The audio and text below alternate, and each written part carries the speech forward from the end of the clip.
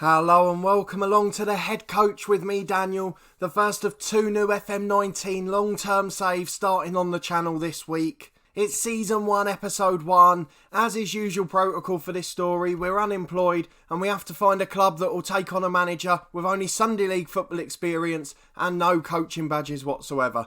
So we're going to be starting low, let's put it that way. For any of you who didn't see my FM18 version of the head coach on the channel, the premise of the story is quite simple. We combine the usual sort of lower league manager journeyman save, starting from the bottom with no experience and no badges as I've already mentioned, and trying to make it all the way to the top. However, there is one slight caveat with that. We're the head coach rather than the manager, so we follow the modern style at the top level where we just come in and coach the team. The chairman hires a director of football, or we use the one that's already at the club. The chairman's in charge of that.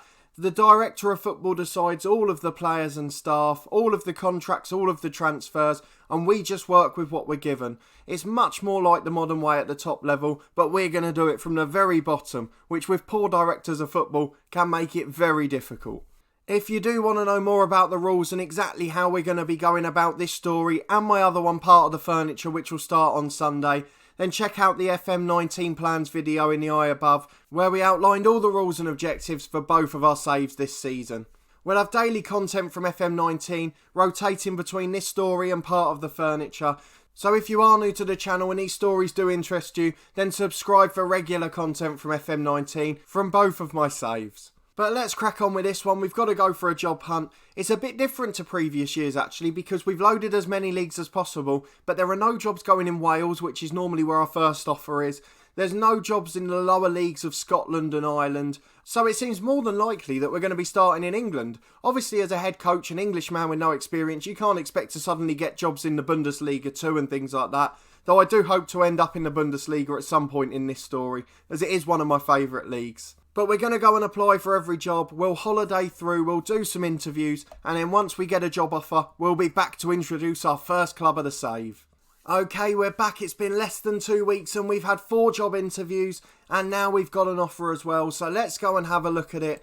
It's actually one of the most local non-league clubs to me. Hemel Hempstead have approached me. I'm a Luton Town fan from Luton, so having a club that's just a hop on the bus or train away, it's great for the commute and makes up for the fact that it's awful wages. So let's try and eke a little bit more out of them. We'll try and get up to $250 and see if they'll be willing to accept it. They're trying to edge us back a bit, but I think we can still get it. Let's go for it again. There we go. So we've got £250 a week. We're going to be managing Hemel Hempstead, a part-time side in the Vanarama National League South. So let's accept that offer and we'll be back in a second to meet the squad. It's official, we're now the manager at Hemel Hempstead Town. Our first move in what I'm sure will be a rollercoaster long story over the next 11 or 12 months. You can see just below we were rejected for the Braintree job after an interview. Jimmy Bullard, the man who's gone there. They're in the Vanarama National League, so it might have been a bit ambitious to expect to get that job, but Hemel Hempstead probably on paper have as good a squad, as Braintree benefited from the new playoff system last year, finishing 6th or 7th and still getting promoted. But let's worry about Hemel Hempstead. From the interview, the board agreed to search for a senior affiliate club, so hopefully we'll get a good one that we can use in the future.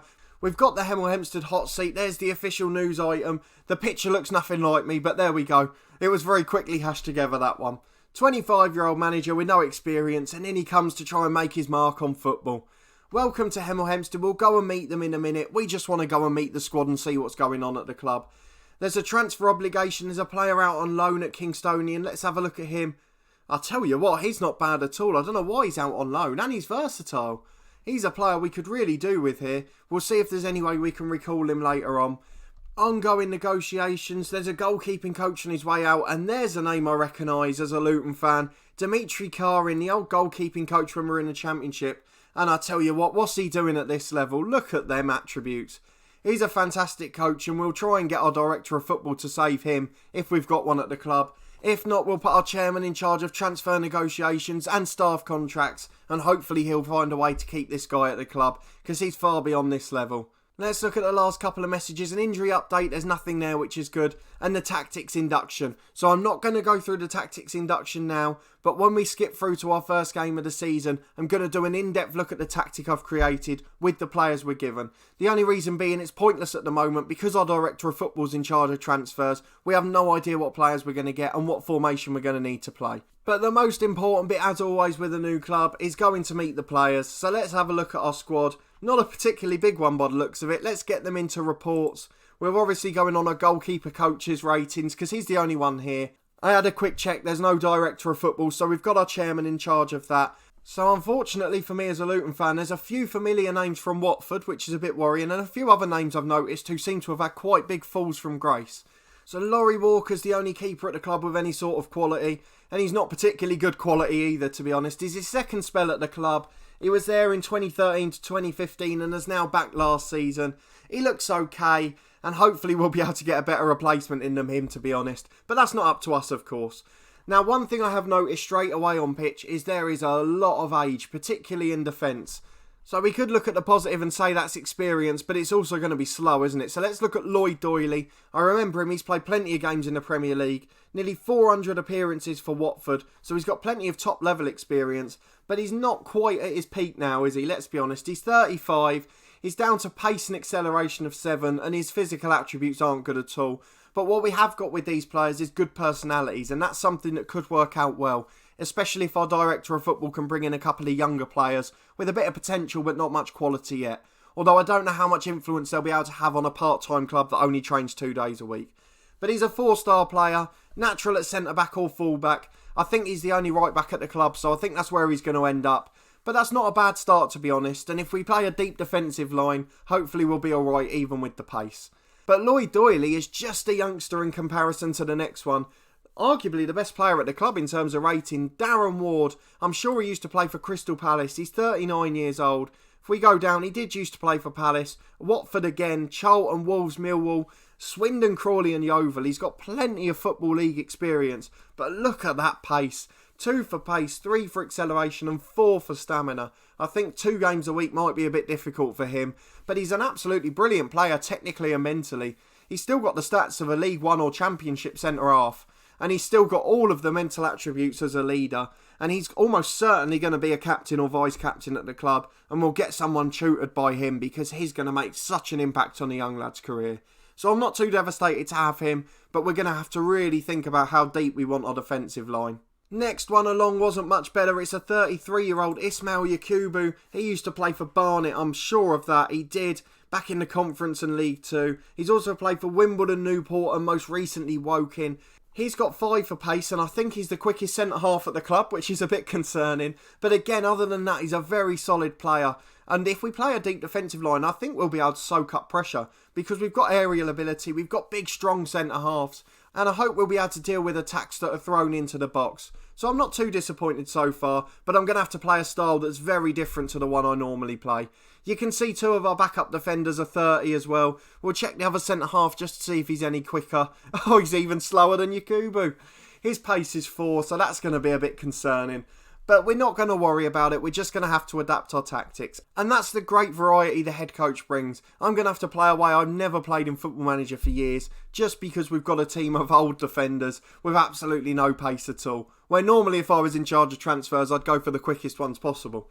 Carl Connolly's the only left back at the club and he's not very good. So that's an area hopefully a good director of football will be able to notice. He's a 2-star player with 4-star potential, so he's one of those who could be suitable for tutoring. He's okay across the board, he's just not got much quality. He's got a bit of pace though, so he might be the hero of the defensive line in that regard, covering behind the centre-halves if they get done by a ball over the top. Let's move into midfield. Jordan Parks is a man who's been here a couple of years. I know he's high quality, 180 appearances and he scored at a rate of 1 in 3, which for a centre midfielder is fantastic.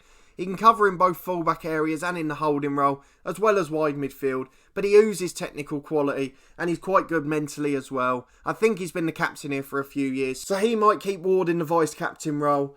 And we're going to build a team around him in an attacking sense because there aren't many clubs at this level where you can get a good playmaker with that sort of vision and passing combined. But again, we're lacking pace all over the park. Acceleration and pace not great for him either. Let's check out the next one. Reese Prestage, I think that is, a 3.5 star player, 32 years of age. Again, slow, but other than that, a good player. A ball-winning midfielder, and he's quite good mentally. He's going to be someone who can get amongst them. And I can just tell we're going to be a team of real dirty players. We're just going to be the hard workers, the grafters, throwing tackles in, but not much pace or quality. So I'm looking at a long ball game already here. Let's look at the next one. Billy Clifford, a 25-year-old with 4 star. That's something we haven't seen yet. Let's have a look at him. Again, a very good player, quite creative. This one's a bit weaker mentally, but hopefully we could get away with that, considering the players behind him. And maybe someone we could put in a number 10 role if there's not many strikers at the club. I've had a little glance at the bottom of the screen and can only see 1 or 2 average ones. So he might be a real star for us. If we can get him in that number 10 and find a role, let's see if he's more comfortable there. No difference really, so he's a good attacking midfielder or a shadow striker. That's something we could think about going into the season. As I've mentioned, it's a shame that other lad's out on loan because he's a real good player as well, but he wouldn't solve any of the pace problems. Now we've got 2 high quality wingers here by the looks of it. A couple of names I recognise as well, and they're both listed as left wingers, so hopefully one of them can play on the right. First is Sanchez Watt, who came through at Arsenal. He definitely played for Leeds in the Championship. Let's have a look at him down there. He played for Leeds, brief spell at Sheffield Wednesday, and then Colchester in the league as well. But he is quick. It's something that we haven't got in many players at this club, and we're going to have to use that little bit of pace we've got out on the wings. He's not quite as good technically, and mentally he's fairly average, but that pace will come in very handy, and he's a natural left footer, so hopefully the other lad's a right footer, and we can get him out on the right. So let's have a look at him. We're going to call him Callum Martin so I don't embarrass myself. He's rated 4.5 star, the only other player alongside Darren Ward. Again, he's very quick. He's a right footer. How good is he on the right wing? He's not bad at all, actually, so he'll be alright. He'll be a right winger for now. 4.5 star, 5 star potential as well, and he's reached 25 and he's still got a higher potential, so that's something I've noticed that's changed from last year's game. But as well as having the pace, he's also good on the ball, so he's got a good touch and he's good dribbling as well, and he works a little bit harder, so that'll be quite good for us. And now it's just the strikers. We've got 1 striker listed at the club, Philip Roberts, a 24-year-old, 2.5 star player. Can only really play as a poacher. He's got a bit of pace, to be fair to him, and he's good off the ball, but he hasn't got much else, let's be honest. 1 under-21 cap for the Republic of Ireland. He's played for Braintree most recently and played over in Scotland and in the Republic of Ireland. So we've got a bit of talent up front and a bit of pace, but we're definitely a bit light. If those 3 get injured, there is absolutely no one who can play there. There was an attacking midfielder, Corley, at 2.5 star, but again, he's probably not going to feature much. Very average across the board, and another slow player, which we can't really afford to have in attacking positions. So looking at this, I think initially we're probably going to have to set up as a counter-attacking team, soak up pressure, and then use the wings to get forward quickly. But as I said, we're not going to make our tactic just yet, purely because our chairman's going to bring in a director of football. He's going to sign some players, and we could end up with a completely different squad by the start of the season. The beauty of the head coach story. But that will be all from this first episode of The Head Coach. If you have enjoyed it, please put a thumbs up on the video. Subscribe to the channel for regular content from this story, as well as our part of the furniture save with Torquay United, where we take the one club challenge from the bottom tier of the playable leagues, all the way up to the top of the Premier League, winning all the big trophies in 12 months. That's the plan anyway. Keep your eyes peeled on the channel over the next few days, where we'll have plenty of content from these 2 stories until we get into our regular pattern from Monday onwards. Let me know in the comments what you think of our first club and the squad we've inherited, and if you've started your own Journeyman challenge, your own head coach challenge, or anything similar at all. Let me know who you're managing and what your hopes are for the save. And whether you're enjoying the new features or not, particularly the training one, which will feature very heavily in my first episode from Part of the Furniture. A massive thanks for watching as always, and we'll see you next time.